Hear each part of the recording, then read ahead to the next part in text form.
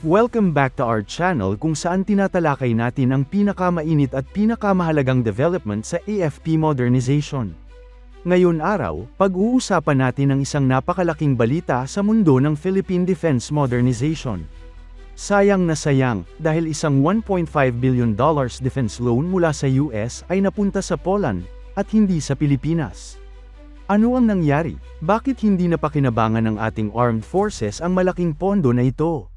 Hindi ito simpleng usapin ng pera lamang. Ito ay usapin ng timing, legal framework, at strategic readiness. Sa panahon ngayon na mabilis ang pagbabago ng security environment sa rehiyon, ang bawat oportunidad para sa modernization ay napakahalaga. Kapag may ganitong klaseng offer mula sa isang major ally tulad ng United States, hindi ito pangkaraniwan. Kaya malaking tanong talaga kung bakit hindi ito na-secure ng Pilipinas. Una, kailangan natin maintindihan kung bakit nangyari ito. Ang pinakamalaking roadblock sa AFP Modernization Program ay ang lumang batas na Presidential Decree 415 o PD 415 na ginawa pa noong panahon ni dating Pangulong Ferdinand Marcos Sr. noong 1974. Ang PD 415 ay naglimita sa anumang defense-related loans ng bansa sa $300 million United States dollars lang. Noon, malaking halaga ito, pero sa ngayon, hindi na sapat. Sa modernong panahon, kaya ng Pilipinas na bayaran ang mga proyekto na $300 million United States dollars nang hindi kailangan ng utang, lalo na kung usapang multi-billion projects tulad ng fighter jets, submarines, at aerial tankers ang pinag-uusapan. Dahil dito, maraming high-value projects ng AFP ang naantala.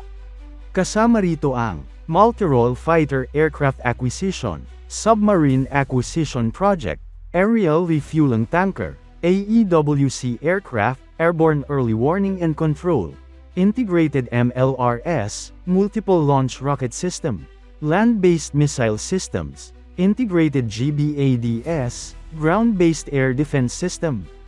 Ang lahat ng ito ay nasa hangganan lang ng pondo, pero dahil sa PD 415, hindi pa ma-approve ang mga multi-billion projects.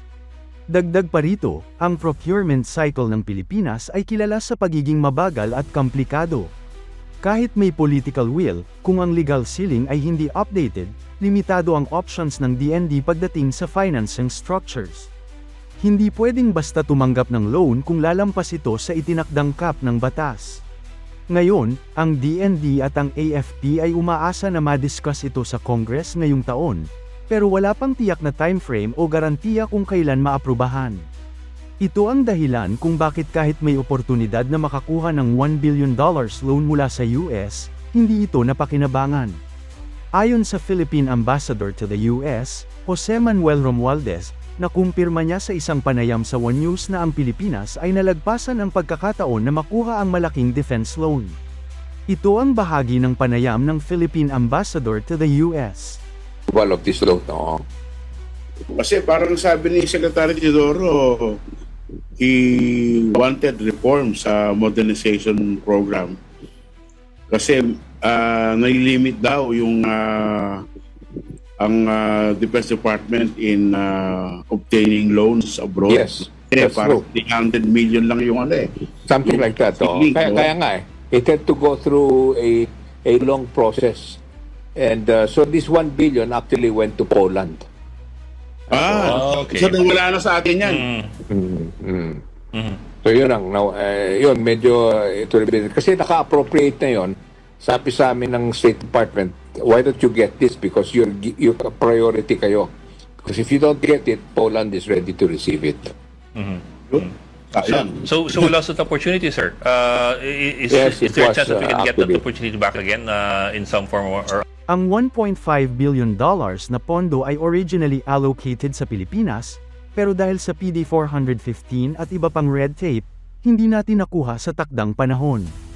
At sa mabilis na proseso ng Poland, agad nilang nakuha ang loan. Isipin natin ito, binigyan tayo ng priority. Ibig sabihin, kinilala ng US ang strategic importance ng Pilipinas. Ngunit dahil sa limitasyon ng batas at sa haba ng proseso, naunahan tayo ng ibang bansa na mas handa sa documentation at approval. Ano ang epekto nito sa AFP modernization? Malaki. Ang nawalan tayo ng $1 billion ay maaaring nagamit sa mga sumusunod. Pag-update ng fighter jets fleet ng PAF. Pagkakaroon ng modernong naval assets at submarines. Pagpapalakas ng air defense systems. Pagkuhaan ng advanced MLRS at missile defense systems. Kung hindi limitado ng PD-415, maaaring mas mabilis nating naiproseso ang mga high-value projects na kailangan sa modernisasyon ng AFP. Tandaan natin, ang PD-415 ay ginawa noong 1974, sa panahon kung saan 300 million United States dollars ay sobrang halaga. Pero sa ngayon, ang defense projects natin ay nagkakahalaga na ng billion-dollar range. Ang mga legal limits tulad ng PD-415 ay hindern the AFP modernization. Hindi lang ito tungkol sa $1.5 billion na loan, ito rin ay hadlang para sa mga future projects na critical sa national defense.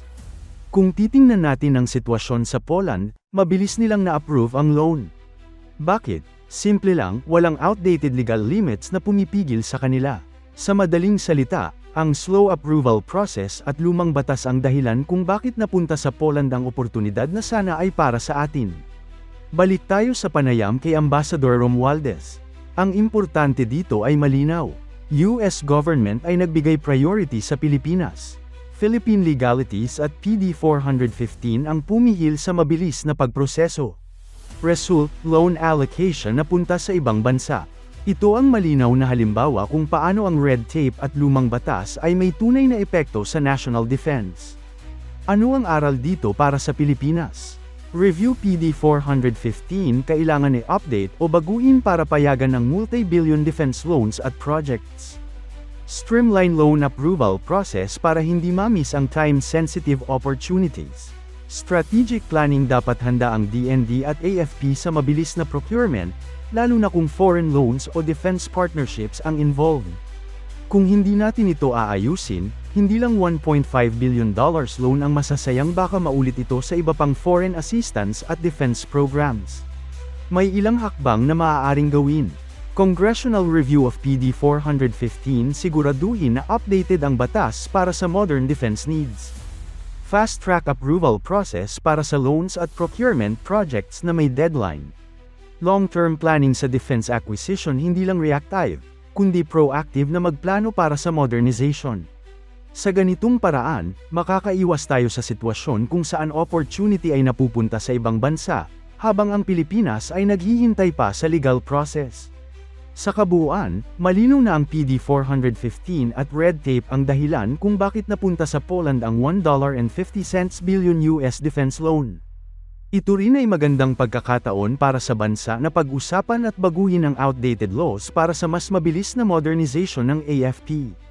Ang modernisasyon ng AFP ay critical para sa national security, lalo na sa panahon ngayon kung saan mas aktibo ang ibang bansa sa maritime at regional security. Kung hindi natin aayusin ang legal at procedural barriers, patuloy tayong mantilang makuha ang mga foreign assistance at loans na kailangan natin. Ang tanong ngayon, magiging wake-up call ba ito para sa policymakers? O mananatili itong isa na namang missed opportunity? Ang susunod na mga buwan ay magiging mahalaga para sa direksyon ng AFP modernization. Kaya mga ka-Defense Watch, ito ay hindi lang kwento ng napalampas na loan, ito ay aral para sa lahat ng Pilipino na maging handa at proactive sa defense modernization ng bansa. Maraming salamat sa panunood, mga ka-Defense Watch. Huwag kalimutan na like, comment, at subscribe para sa mga susunod na balita at analysis tungkol sa AFP at defense developments ng Pilipinas.